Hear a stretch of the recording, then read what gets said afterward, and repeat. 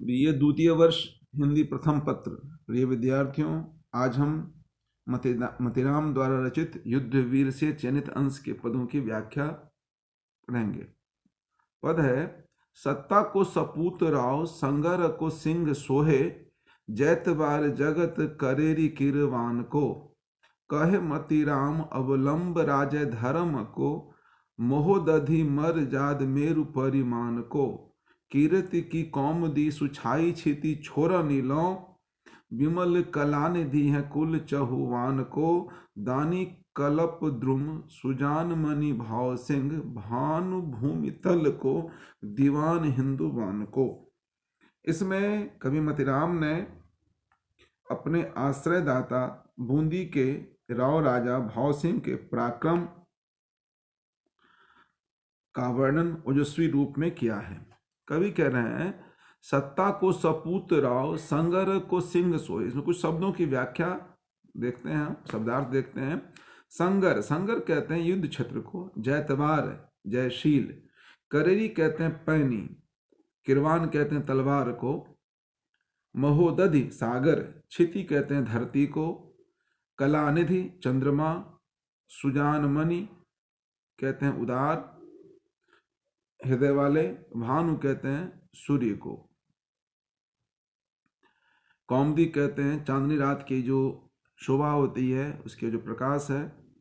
कह रहे हैं इसमें, सत्ता को सपूत राव, संगर को सिंह सोहे। मतिराम कवि कहते हैं, राजा शत्रुसाल के सुपुत्र राव सिंह भाव सिंह युद्ध के क्षेत्र में सिंह के समान शोभायमान होते हैं। संगर को सिंह सोए, जैतवार जगत करेरी किरवान को। वे अपनी धारदार पैनी नुकीली तलवार से सारे संसार को जीतने वाले हैं।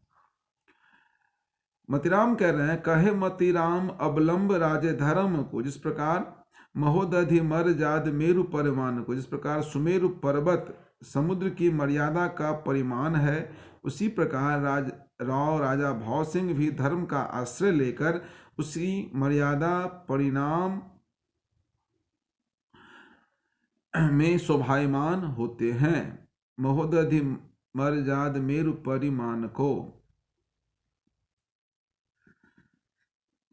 उसी मर्यादा का परिमाण के रूप में शोभायमान। फिर कह रहे हैं, कीर्ति की कौम दी सुछाई छिति छोरा नीलो। उनकी कीर्ति की चंद्रिका इस धरती के सभी छोरों तक छाई हुई है। विमल कलानी दी है कुल चौहुबान को। इसके प्रताप के कारण बूंदी के चौहानों का कुल निर्मल चंद्रमा के समान शोभायमान है।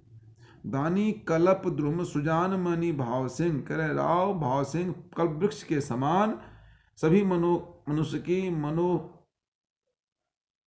को पूर्ण करने वाले हैं, मनचाहा दान देने वाले हैं और उदार हृदय के हैं। भानु भूमि तल को, दीवान हिंदुवान को। इस प्रकार पृथ्वी पर अपना तेज के कारण साक्षात सूर्य है और हिंदुओं के सच्चे हितकारी दीवान हैं। इसमें कवि मतिराम ने अपने आश्रयदाता की वीरता का वर्णन बड़ा सुंदर ढंग से किया है और इसमें राज प्रशंसा का भाव भी दिख रहा है। इसमें अनुप्रास रूपक का सुंदर प्रयोग किया गया है और रचना कवित्व छंद में रचित है। अगला पद है, सुरजन कैसी सुरजन ही में साहिबी है, भोज कैसी भोज में अंकड़ बरवाल में। अकड़ बड़भाल में रत्नेश कैसी रत्नेश में कहत मति, राम कर तूत जीते जाके करवाल में। गोपीनाथ कैसी गोपीनाथ में सपूती भई, शत्रु का साल कैसी रजपूती शत्रु साल में। भूमि सब देखी और काहू में न पेखी, भाव सिंह कैसी भाव सिंह महीपाल में।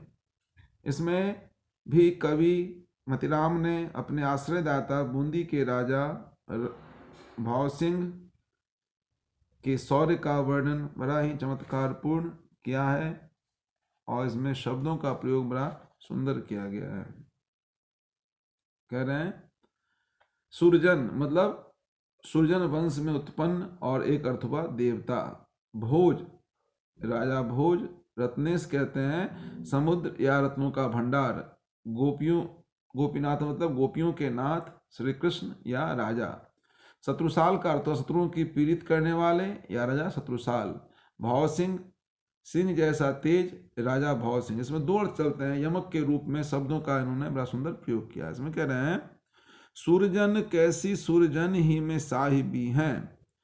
मतिराम कहते हैं बूंदी के राव राजा सूर्य जन वंश में उत्पन्न भाव सिंह का वैभव विलास देवताओं के समान है। भोज कैसी भोज में अकर बरवाल है। इतिहास में प्रसिद्ध धार नगरी के राजा भोज की तरह राव राजा भव सिंह सब तरह से सुख संपन्न एवं स्वाभिमान की सुरक्षा के कारण भाग्यशाली हैं। रत्नेश किसी रत्नेश में कहत मतिराम करतूत जीती जाके करवाल में। कह रहे समुद्र की तरह वह रत्नों से परिपूर्ण है, अर्थात उनके पास अनेक बहुमूल्य रत्नों का धन धान्य का खजाना भरा पड़ा है। वह राव राजा भव सिंह अपने शौर्य एवं तलवार के बल पर सारे शत्रुओं को जीत चुके हैं। मतिराम करतूत जीते जाके करवाल में। गोपीनाथ कैसी गोपीनाथ में सपूती भई, शत्रुसाल कैसी रजपूती शत्रुसाल में। कह रहे हैं गोपियों के नाथ अर्थात श्री कृष्ण की तरह वह स्वयं भी रानियों का नाथ तथा अपने माता पिता का सपूत हैं, अपने माता पिता के वो सपूत हैं। राव राजा शत्रुसाल की तरह वो अपने शत्रुओं को दंडित करने में भी अपनी राजपूती आन बान को धारण करते हैं। शत्रुसाल कैसी रजपूती शत्रुसाल में। भूमि सब देखी और काहू में न पेखी। कह रहे हैं कभी कह रहे हैं मैंने कई राज देखे परंतु कहीं पर भी ऐसा सुंदर शासन और शौर्य पराक्रम नहीं देखा जैसा कि राव राजा भव सिंह में दिखाई देता है। भूमि सब देखी और काहू में न पेखी, भाव सिंह कैसी भाव सिंह महिपाल में। इस कारण राजा भव सिंह जो अद्वितीय हैं उनके समता और कोई नहीं कर सकता है। इसमें बूंदी के राव राजा भव सिंह की तुलना देवताओं, राजा भोज, समुद्र, श्री कृष्ण और शत्रुसाल से की गई है। इसमें आश्रयदाता का प्रशस्ति का वर्णन किया गया है। कविता में यमक अलंकार का सुंदर प्रयोग है, कहीं कहीं अनुप्रास भी दर्शनीय है। कबीर छंद में रचित रचना है। अगला पद है भक्ति भाव से चयनित अंश से। तेरो कहियो शीघ्र में कियो निशिध्वंस, तेरो कहियो शीघ्र में कियो निशिध्वंस, तप्यो तिहु तापन पाई। मेरो कहो अब तू करिजो सबदाह मिटे परिहें सियराई। शंकर पाइन में परिरेमन थोरे ही बातन सिद्ध सुहाई। आक धतूर के फूल चढ़ाए ते रिझत हैं तिहु लोक के साई। इसमें मन की निरंतर चंचलता को बस में करने के लिए भगवान में अपने मन को लगाने का इसमें शिक्षा दिया गया है मतिराम के द्वारा। निशी कहते हैं रात को, ध्योस कहते हैं दिन को, तापन कहता है तो कष्ट, दाह कहते हैं वेदना के अर्थ में, सियराई मतलब शीतलता, शंकर का अर्थ हुआ शिवजी, साईं मतलब स्वामी। इसमें मतिराम ने अपनी भक्ति भावना प्रकट करते हुए मन को समझाने का प्रयास किया है। कवि कह रहे हैं तेरो कहियो शीघ्र में कियो निशिध्वंस, तप्यो तिहु तापन पाई। कह रहे हैं अपने मन को लक्षित कर कह रहे हैं हरे मन मैंने तुम्हारे द्वारा कहे गए सारे कार्य किए। इन तीन संतापों से व्यथित होते, तीन संताप कौन कौन से हैं? दैहिक, दैविक और भौतिक। व्यथित होते हुए भी मैं दिन रात संतप्त होता रहा परंतु इससे कोई लाभ नहीं मिला। मेरे कहो अब तू करियो, अब तुम मैंने तुम्हारा कहना माना तो मैं कष्ट पाया, अब तुम मेरा कहना करो, जो मैं कहूँगा उसके अनुसार आचरण करो। ऐसा करने से तुम्हारे सारे कष्ट, दुख, संताप मिट जाएंगे और तो आपका हृदय शीतल हो जाएगा। मेरो कयो अब तू करिजो सबदाह मिटे परिहें सियराई। शंकर पाइन में परिरेमन थोर ही बातन सिद्ध सुहाई। इसमें कवि कह रहे हैं तुम मेरे कहने के अनुसार शिव जी के चरणों में अपनी भक्ति, श्रद्धा, निष्ठा रखो, क्योंकि भगवान शिव जो है सो थोड़े ही भक्ति भावना से प्रसन्न हो जाते हैं, रिझ जाते हैं। शंकर पाइन में परिरेमन, थोड़े ही बातन सिद्ध सुहाई। चरणों किसे करने से थोड़े प्रयास में तुम्हें सिद्धि मिल जाएगी। कह रहे हैं आक धतूर के फूल चढ़ाए ते, रिझत हैं तिहु लोक के साई। ऐसे ऑर्डर दानी है भगवान शिव, जो आग धतूरे के फूल अर्थात सामान्य पुष्प चढ़ाने से ही प्रसन्न हो जाते हैं, थोड़ी सी भक्ति भावना रखते हैं, शंकर प्रसन्न हो जाएंगे, शिव जी प्रसन्न हो जाएंगे, तुम्हारे सारे कष्ट क्लेश दूर हो जाएंगे।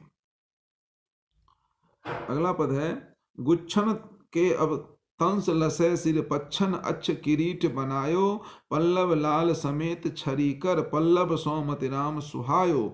गुंजन के उर मंजुल हार, सुकंजन तय कढ़ बाहर आयो, आज को रूप लखो नंदलाल को, आजो नैनन को फल पायो।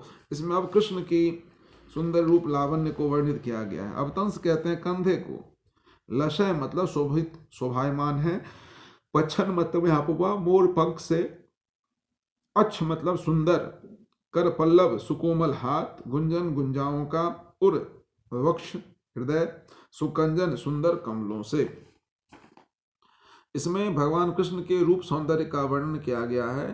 कवि कह रहे हैं गुच्छन के अवतंस लसे सिर पल्लव पच्छन, सिर पच्छन अच्छ करीट बनायो। कवि कह रहे हैं श्री कृष्ण के कंधों पर उनके सुंदर एवं घुंघराले बाल के गुच्छे शोभायमान होकर लटक रहे हैं और सिर पर मोर पंखों का सुंदर मुकुट वो धारण किए हुए हैं। पल्लव लाल समेत छरीकर, पल्लव सोमति राम सुहाय। उनके सुकोमल हाथ में लाल पल्लवों की छड़ी ऐसे सुशोभित हो रही है कि वह साक्षात हाथ रूपी पल्लव ही हो। गुंजन के उर मंजुल हार, सुकंजन तय कढ़ बाहर आयो। और उनके वक्ष स्थल पर सुंदर कमलों से बाहर निकले हुए गुंजाओं से निर्मित सुंदर हार शोभित हो रहा है। इस तरह कृष्ण की रूप सौंदर्य देखने में अद्वितीय लग रहा है। आज को रूप लखो नंदलाल को, आजो नैनन को फल पायो। इस तरह श्री कृष्ण के रूप सौंदर्य को देखकर ऐसा लग रहा है जो मैंने आज ही अपने नेत्रों का फल प्राप्त कर लिया है, अर्थात उनकी आंखें तृप्त हो गई है। इसमें कवि ने कृष्ण के सुंदर रूप का चित्रण किया है और कविता सवैया छंद में रचित है।